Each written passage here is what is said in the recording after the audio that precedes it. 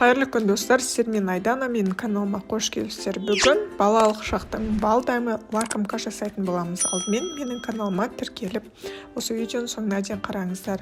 Жылы сүтімізге жылы суымызды құямыз, оның үстінен бір жұмыртқаны салып, барлығын араластырып аламыз. Оның үстінен еріген сармайымызды қосамыз. Менде 82% сармай. Араластырып аламыз, үстінен қант және аштығымызды саламыз. Барлығын араластырып алғаннан кейін електен өткізген ұнымызды бір бөлігін салып, қасықтың көмегімен араластырамыз. Қамырымыз қою болғанша, осылай қасықтың көмегімен араластырып алыңыздар. Қою болғаннан кейін ұнымыздың қалған бөлігін салып, қолымыздың көмегімен қамыр илейтін боламыз. Қамырларыңыз қатты жұмсақ емес, қатты емес, орташа болады. Илеп болғаннан кейін бетін жауып, жылы жерге 1 сағатқа қалдырамыз. Қамырымыз ашып дайын болғанша біз кремін жасаймыз.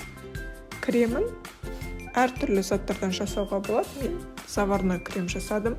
Жылы сүтке жұмыртқаның сарысын 2 ас қасықпен қант және де жүгері крахмалынан 2 ас қасық ванилинный қант қостым. Барлығын араластырып аласыздар және пешке қойып, қою болғанша араластырып тұрасыздар.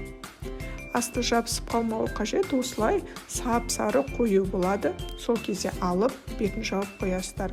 Қамырымыз әдемі болып ашып көтерілді. Енді осы қамырымызды ыдысымыздан алып, ыдысымыздан өте оңай алынады, себебі құрамында сармай болғандықтан қолға жабыспайды. Ұзынша етіп, енді бұны теңдей 10 бөлікке бөліп аласыздар. Әр қамыр 100-110 граммнан болады.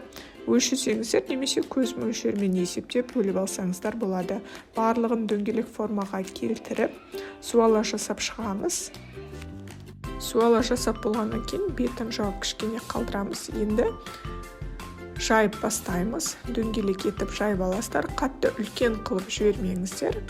Мұнда ұн себудің қажеті жоқ, себебі қолға жабыспайды. Осылай ортасынан бүктеп, барлығын осы әдіспен жайып шығатын боламыз. Бірінші дөңгелек етіп, одан кейін ортасынан бүктеп біріктіреміз де пергаментіміздің үстіне қойып шығамыз. Одан кейін бетін жауып, 10-15 минутқа қалдырасыздар. Кішкене көтерілу қажет. Көтеріліп болғаннан кейін бетіне жұмыртқаның сарысын жағып шығамыз. Барлық жеріне біркелкі етіп жағасыздар. Осы аралықта пештеріңізді қыздырып қойыңыздар. 180 градус пеште 30-35 минут аралығында қызарғанша пісіретін боламыз. Пешімізге саламыз, көтеріліп, қызарып, әдемі болып піседі. Піскеннен кейін алып, суытамыз. Бұл суығанша біз осы жерден біреуін алып, блендерге салып, осылай үгітіп аламыз. Бұны шетіне пайдаланатын боламыз. Енді лакомкамыздың арасын ашамыз, оған кремімізді жағып шығамыз. Барлық жеріне біркелкі етіп жағып шығыңыздар. Кішкене көбірек жаға беріңіздер. Сол кезде лакомка өте дәмді болады. Қалған кремдерді шетіне жағып шығамыз. Барлық жеріне жағып болғаннан кейін жаңағы ұнтағымызға шетін біркелкі етіп батырып аламыз. Барлық жеріне біркелкі болып тию қажет. Және дәл осы әдіспен қалғандарын да осылай жасап шығатын боламыз. Егер видео ұнаса, менің каналыма тіркеліп алыңыздар. Алдағы уақытта өте көптеген пайдалы рецепттермен бөлісетін боламыз. Мұнда кремнің орнына сгущенка және қаймақты араластырып пайдалансаңыздар да болады. Мен үй жағдайында осындай заварной крем жасадым. Барлық жеріне біркелкі етіп жағып болғаннан кейін осылай жаңағы үгітіп алған ұнтағымызға батырып қойып шығамыз. Сонымен біздің лакомкамыз дайын. Міндетті түрде осы рецептпен жасап көріңіздер. Сіздермен болған Айдана. Сау саламатта болыңыз.